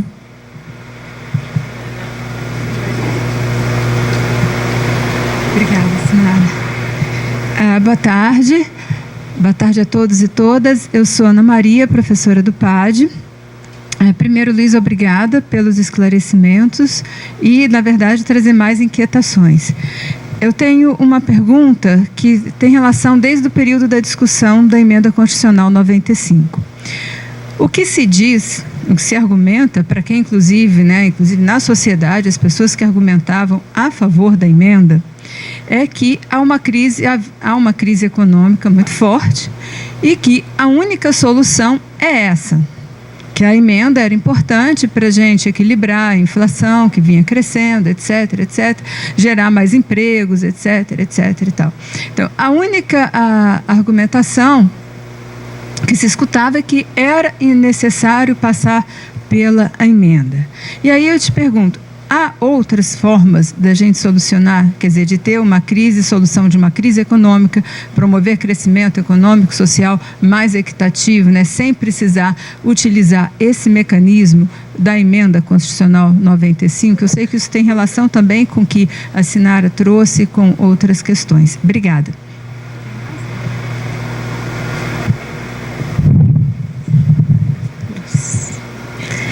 Ei, gente, boa tarde. Eu sou Andréa, professora do PAD, FE, né? Estou vendo aqui muitos dos meus alunos. Muito bem, gente. Que bom que vocês compareceram em massa. Isso é muito importante. A gente sempre vem discutindo isso em sala desde o primeiro dia, né? Toda essa questão política que envolve a educação e questão econômica.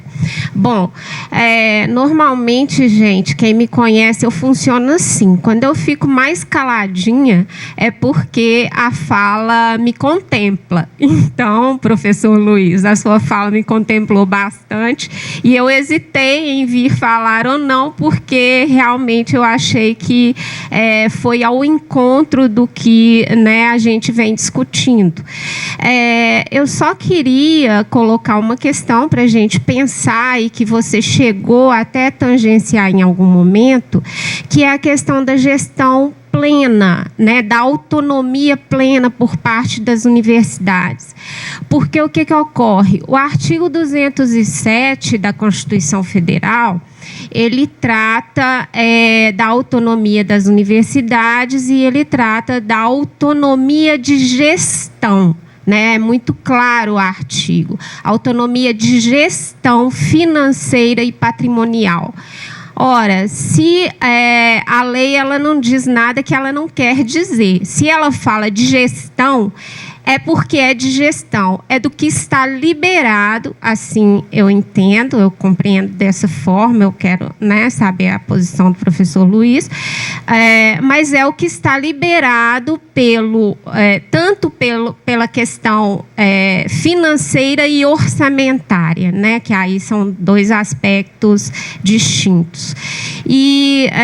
Ou seja, do valor que eu te passo, universidades, é que você vai gerir. O valor que eu te passo é o que você vai gerir.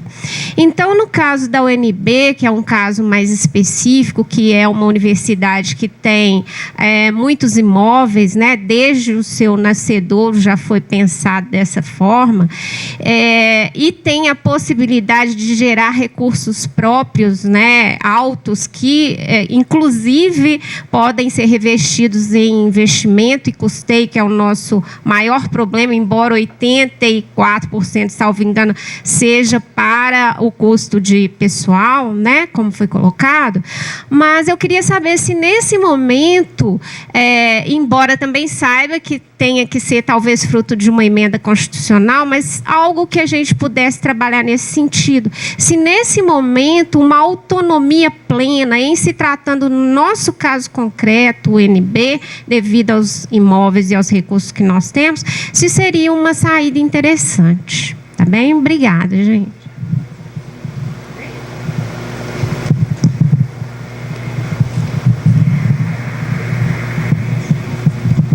Bom, gente, boa tarde. Estou vendo alguns alunos aqui, a Yara e a Fileira. Feliz de ver vocês, Júlia. Seguinte, eu queria fazer uma ponderação e uma pergunta, tá? A primeira pergunta vai de encontro ao que a Andréa colocou agora, que é em relação às ações que estão tramitando para barrar o caráter inconstitucional, sem falar do imoral, da emenda. Porque só agora 2 artigos foram citados da Constituição Federal e que ela fere, de uma forma, dependendo da interpretação hermenêutica, né, que se faz. Isso é uma questão. A outra questão é a respeito de vocês nos ajudarem a construir uma contranarrativa. Porque vocês têm um poder forte nas redes. Todo mundo aqui soube, né? Pelo menos os meus alunos souberam que vão ter essas aulas hoje, segunda-feira já temos aulas públicas agendadas aqui. Nós precisamos trazer mais pessoas e nós precisamos fazer posts inteligentes, usar táticas, né, Sinara? Para além das estratégias oficiais, nós precisamos de táticas, nós precisamos ser inteligentes, nós precisamos estar unidos. Nós não podemos nos matar aqui entre nós mesmos e fazer com que isso dê munição a quem quer nos destruir, né? Então, acho que a gente precisa ser muito eficiente na nossa comunicação, objetivos. Claro que há uma pluralidade de narrativas aí existindo, tem muita gente contra qualquer ação de mobilização, e isso é estratégico, não é tático.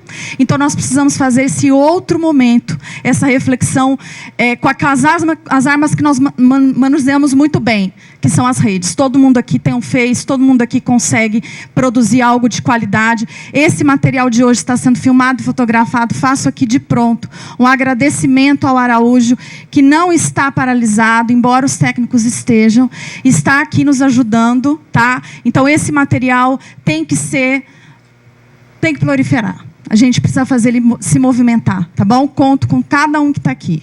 Obrigada. Obrigada, André, Ana Maria, Sinara. Antes de passar para a Luísa, eu vou só falar um pouco com a Yara. Foi a Yara. Com a Yara sobre a possibilidade de fazermos isso na Universidade de Brasília como um todo, né? Então, essa formação que a gente começou aqui pela Faculdade de Educação, nós montamos uma comissão de articulação e aí nós pensamos atividades nesse gap nesse tempo aí de paralisação que os alunos definiram, de ontem até segunda-feira. Terça-feira tem um feriado e na quarta vocês vão ter assembleia e a gente vai pensar outras agendas, né? E qual é a lógica? É que a gente traga mais pessoas, inclusive, de outros cursos daqui do campus da C. Ribeiro, de Planaltina, se esse movimento está acontecendo também, que a gente monte esse grupo, tem um grupo no WhatsApp, Ceilândia, o outro Gama, né? Então, assim, a gente está construindo o movimento. A nossa lógica é que a Universidade de Brasília, nos seus diferentes campos, entenda que é a Universidade de Brasília que a gente precisa defender, que é a educação pública que a gente precisa defender, e a gente entende que a nossa arma é o conhecimento, é a contra-argumentação, é a construção de outras narrativas. Não é à toa que, inclusive, na segunda-feira, um dos temas, né, que a gente está pensando aí para as próximas aulas é exatamente essa questão das narrativas e das redes, né? Nós temos uma aula pública na segunda tarde que está vinculada à questão do direito à educação e da inclusão. Não dá para pensar garantido o direito à educação sem a questão da inclusão. A universidade pública ela está em xeque muito pelo processo de inclusão que ela tem feito nos últimos anos. Então, assim, a gente quer uma articulação ampla mesmo para discutir isso na Universidade de Brasília como um todo, não só no campus da C. Ribeiro, e na universidade pública como um todo, porque essa não é uma crise da UNB, embora a gente esteja vivenciando aqui, como o MEC quer mostrar. O MEC quer dizer que é uma questão da UNB, que é uma questão da gestão da UNB, que é uma questão nossa, e não é verdade, né? Então, só queria deixar isso claro para vocês e também dizer que eu estou muito feliz por ver todos os nossos alunos aqui, né? A gente que vive aí discutindo as políticas públicas, essas questões todas. E aí, depois que o Luiz falasse, se ele não abranger ou não cobrir essa questão internacional, e depois a gente volta e fala um pouco também. Olha lá, pessoal. Eu vou deixar a pergunta a primeira Yara. Da Yara. Que aparentemente é a pergunta mais simples, mas é a mais complexa, viu, Yara, para resolver.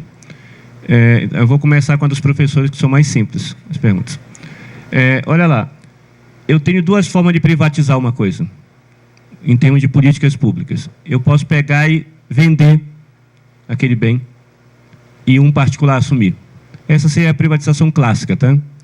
E às vezes as pessoas ficam esperando ter uma placa da Croton na porta do UNB, pessoal.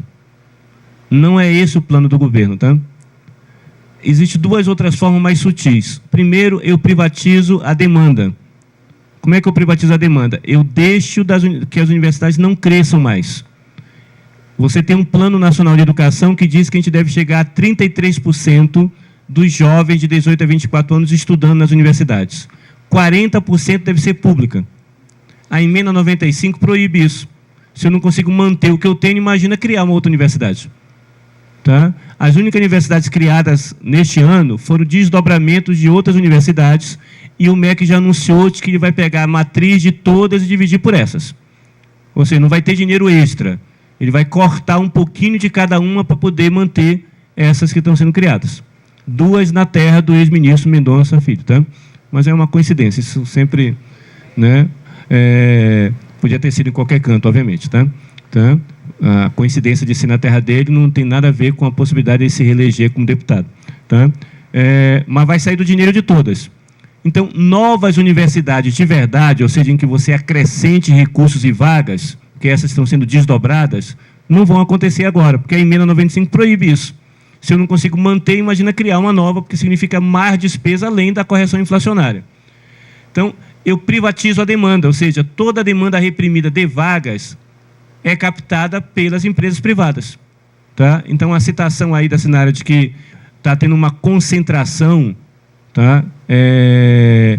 Em pequenos grupos, a crise faz com que os grupos muito grandes saiam às compras, porque eles têm mais dinheiro. Aí é o seguinte, olha, o grupo lá regional, lá em Pernambuco, está quase falindo, vende para mim. Eu falo da minha terra, nós tínhamos um grupo que foi muito poderoso antes da crise, que era a Unama, que, por incrível que pareça, era privada, mas dizia que era comunitário, não tinha fins lucrativos, tá? É outra história, tá? Foi vendida para o SER Educacional, que domina todo o Nordeste. Então, eles dividiram a Croto, né, que pega a Anhanguera, pega o Nopar, ficaram com o Centro-Sul, o SER ficou com o Nordeste, tá? E tinha mais o Somos, que agora foi comprado pela Croton. Então, eles estão tendo uma concentração, tá? Do capital. Só que o MEC está abrindo, via a emenda 95, novos campos, porque tem novos alunos que vão nascer, que vão querer entrar na universidade e não vai ter vaga, porque você não gera novos cursos. Então, aquela época do Reúne, que você criou cursos, já morreu, tá, pessoal? Nós vamos viver agora, se a emenda ficar, 19 anos de estagnação de matrículas.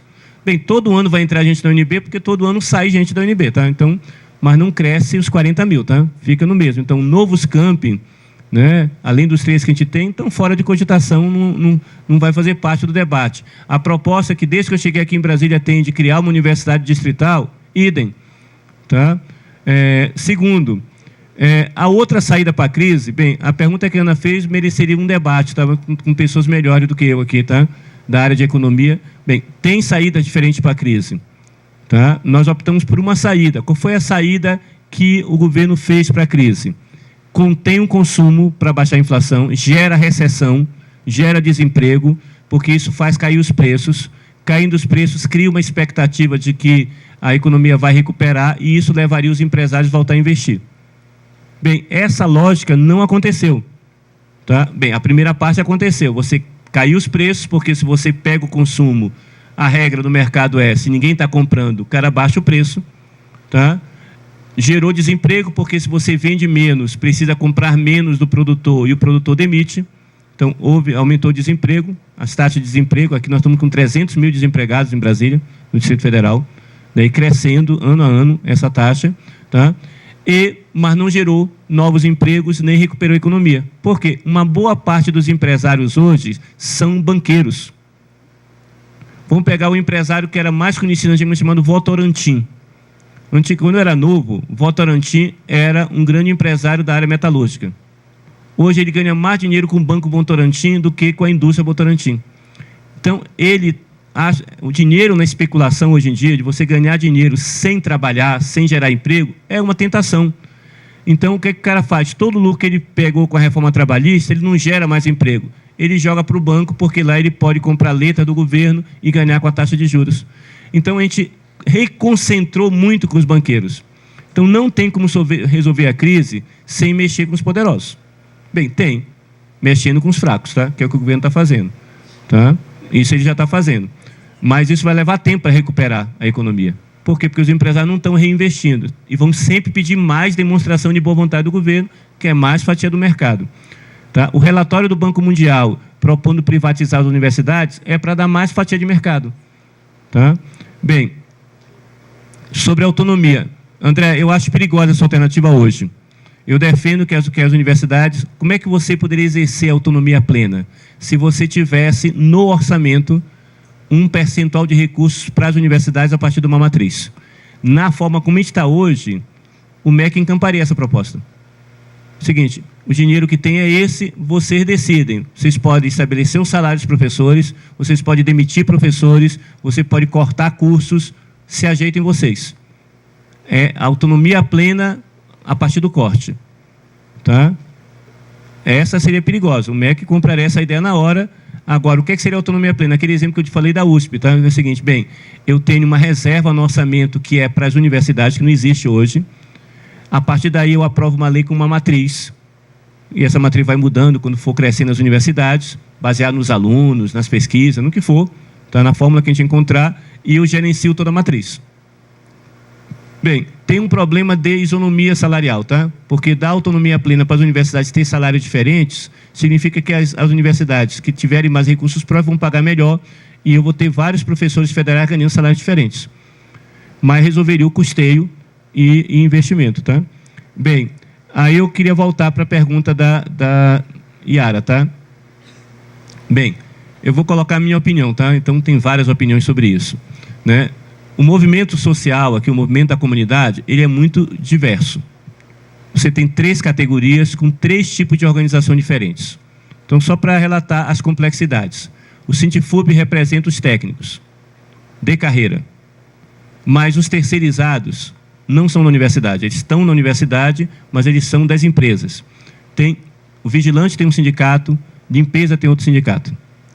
Por uma questão de que você está no mesmo ambiente, eles foram se juntando no Sindifub. O HUB era todo mundo Sindifub. Aí terceirizaram o HUB e agora você tem um outro sindicato.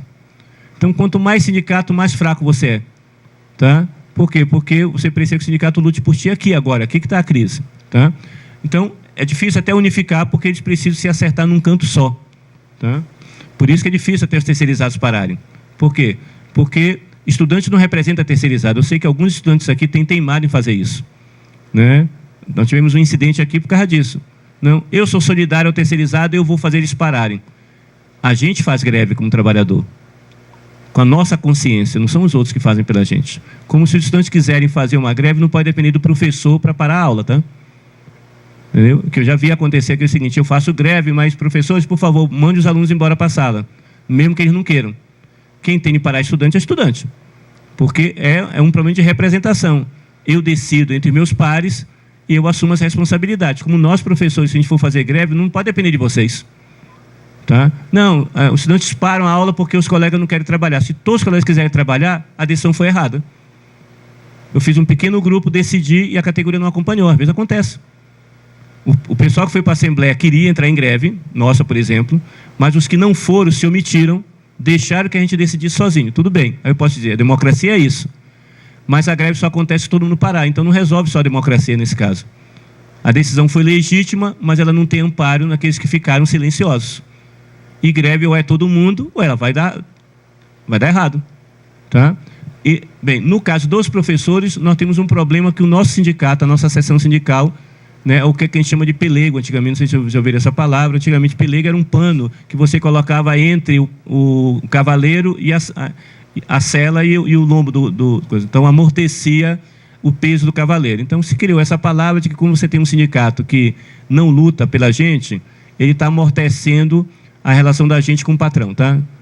Tem mais a ver com o mundo privado isso. Então, o nosso sindicato é o que a gente chamaria antigamente de pelego, ou seja, eles não convocam a assembleia desde o ano passado que a gente não reúne, se recusa a convocar e agora mesmo a gente está fazendo um abaixo-assinado para conseguir fazer uma assembleia.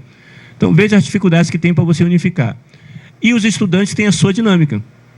Tem os centros acadêmicos em cada local, que pode decidir pelo seu centro acadêmico, tem o DCE, que decide por todos, tem um quórum na Assembleia para decidir, e tem algumas correntes dentro do movimento que não reconhecem nem os centros acadêmicos, nem o DCE.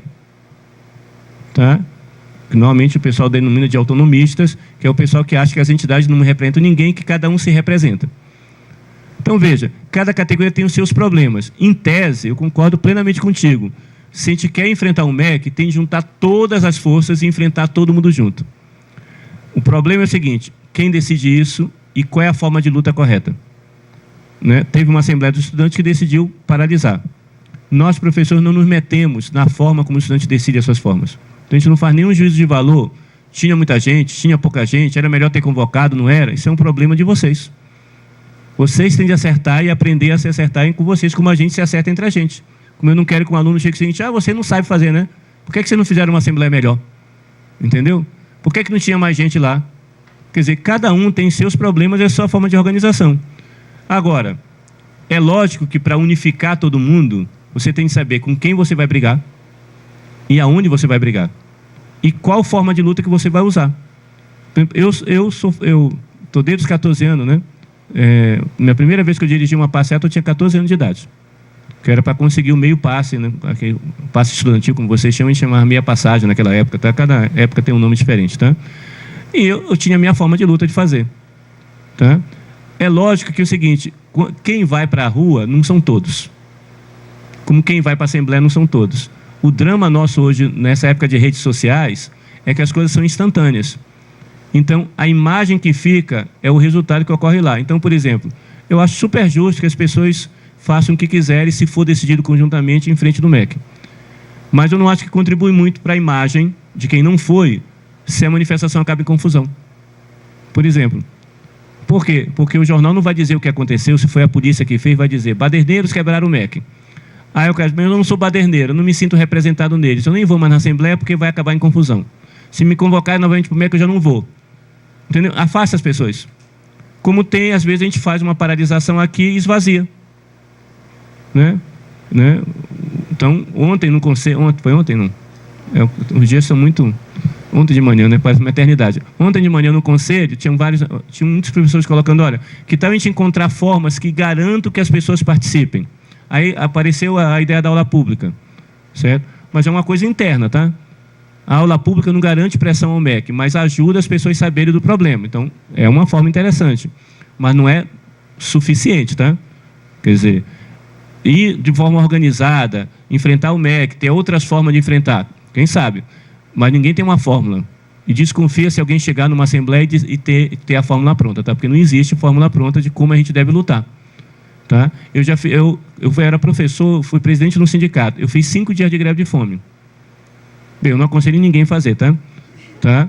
Mas foi um ato extremo nosso. O governo não queria negociar com a gente, as pessoas estavam em greve, iam cortar o nosso salário. O pessoal dizia, o que a gente faz agora para ver se o governo sensibiliza a opinião pública? Aí, voluntário, né? Aí lá eu fui, mais outro, passamos 5 dias arriscando a vida, tá? Às vezes dá certo, às vezes não. O governo não voltou a negociar, mas a categoria se mobilizou, a comunidade se sensibilizou e a gente conseguiu um pouco lá, mas porque a categoria estava unida, tá? Não foi porque a gente estava em greve de fome, a gente conseguiu, né? Fiquei internado durante um bom tempo, levei tempo para recuperar o... Então, cada momento você tem uma forma. Nós já ocupamos prédios lá. Eu já ocupei vários prédios. A minha queixa é a seguinte, quando é uma decisão coletiva, qualquer forma de luta vale a pena se aglutina mais gente. Né? Você não pode decidir sozinho, com um pequeno grupo, isso é autoritarismo. Tá? Tem que ser uma decisão coletiva. E se é uma decisão coletiva, todo mundo tem que assumir. Porque às vezes a gente volta e vai para casa, tá? Vamos parar. Então é o seguinte, aí eu vou ter mais tempo para estudar. Deixa o pessoal fazer aula pública. Aí não resolve também. Eu estou dando, assim, não é conselho, porque como eu falei, eu acho que cada categoria tem sua forma. Nós vamos dar o jeito da nossa. Formamos uma chapa, vamos disputar a associação dos docentes. O aluno que quiser apoiar a gente, mas quem é que vai falar com o professor para convencer a gente? Eu não posso depender dos alunos para convencer os professores a votar na chapa de oposição. É jogar a responsabilidade para quem não tem essa responsabilidade. A responsabilidade de conscientizar os nossos colegas é nossa, dos professores. Agora, teve ocupação, eu encerro com isso, desculpa, teve ocupação aqui na 2016. Os alunos fizeram uma boa assembleia, decidiram ocupar, né? Vários professores foram lá, criamos um comitê de apoio, demos aulas públicas, né? Era um movimento geral, várias ocupações no Brasil inteiro, várias ocupações na UNB, entendeu? Né? Teve um sentido coletivo muito bonito, foi um aprendizado. No final tinha pouca gente, porque vai esvaziando, mas aí o movimento tem que discutir isso, como é que vai fazer. Mas a categoria toda apoiou, né? Os professores, toda é exagero, né? Teve alguns colegas que não apoiaram, tá? Mas a maioria apoiou. Ou apoiou decididamente, ou apoiou silenciosamente, contra era uma minoria, tá? Assim, ativa, né? Contra. Tá? Sempre vai ter que é contra, tá? Unanimidade é burra, né? Como já disse lá o poeta, tá? Não é isso que está acontecendo agora. Se você perguntar para a maior parte das pessoas, as pessoas acham que o foco de ocupar a reitoria foi errado, por exemplo. Mas é um juízo, digamos assim. As pessoas decidiram, fizeram lá, né? Aí, se a maior parte das pessoas não concorda, você não tem a solidariedade, tá? Porque você não consultou antes, não construiu junto, né? Agora os estudantes estão construindo uma greve. As greves estão sendo decididas nos cursos. Ciências Sociais decidiu lá, aqui a Pedagogia, vão se reunir dia 2 para decidir se faz uma greve geral. Bem, vão decidir lá. A partir da decisão dos estudantes, nós professores vamos reunir também. Vai construindo essa unidade difícil, sabe? Não é simples. Mas como eu falei para vocês, as pessoas estão muito agoniadas achando que só solucionar esta crise é suficiente, tá? Você precisa ter um grau de unidade que nos dê força. E eu acho que tem uma coisa que eu não vi nas outras universidades que eu já passei aqui, que eu acho que a gente devia usar. Eu nunca vi as pessoas serem tão orgulhosas de ter estudado no UNB como aqui. Todos os profissionais que eu conheço fora daqui fazem questão de dizer que passaram por aqui. Então tem um mérito, assim, um patrimônio aqui, de trazer a comunidade para perto da gente, que a gente não está usando devidamente, sabe? A gente só está pensando entre a gente aqui. Mas as pessoas que estão aqui, lógico, a gente é a comunidade. Mas a comunidade que já passou por aqui, ela valoriza muito. Né? E é um desejo, digamos assim, de consumo, né? Assim, ter o filho aqui. Então, tem um apoio à comunidade. Então, mostrar o que está acontecendo aqui para fora, talvez ajude muito. Para pressionar a opinião pública, pressionar os parlamentares, pode ser. Mas aí são outras formas. Assim, só uma passeata não vai pressionar as pessoas, não vai sensibilizar. Você tem que ter outros mecanismos para sensibilizar essa comunidade, entendeu? Seria isso. Não sei se eu ajudei aí nas respostas. Mas a Dayara, como eu falei, é mais complicado, porque tem muitas possibilidades, sabe? Muitas, assim, eu só coloquei a minha aqui, que não é obrigado que seja a correta, tá? Né? Ninguém tem uma fórmula pronta para resolver isso. Então, gente, acho que a gente precisa levar, né, essa mensagem para os colegas, também para a comunidade do Distrito Federal, né? E segunda-feira, não importa que é véspera de feriado, segunda-feira é segunda-feira e a gente vai estar aqui, firmes e fortes, defendendo aquilo, o nosso bem maior, que é a Universidade de Brasília. Então, agradecer a cada um de vocês, a todas e todos. Hoje, as nossas aulas, que costumam terminar às 5h40, vai ser um pouquinho mais curta, mas a gente está nessa dinâmica aí de... Essa é a nossa forma de apoiar todo o movimento, da gente se juntar com vocês que já fizeram as paralisações, que estão aí na iminência de uma assembleia na quarta-feira, né? Então, nós vamos todos juntos defendendo a Universidade de Brasília, tá bom?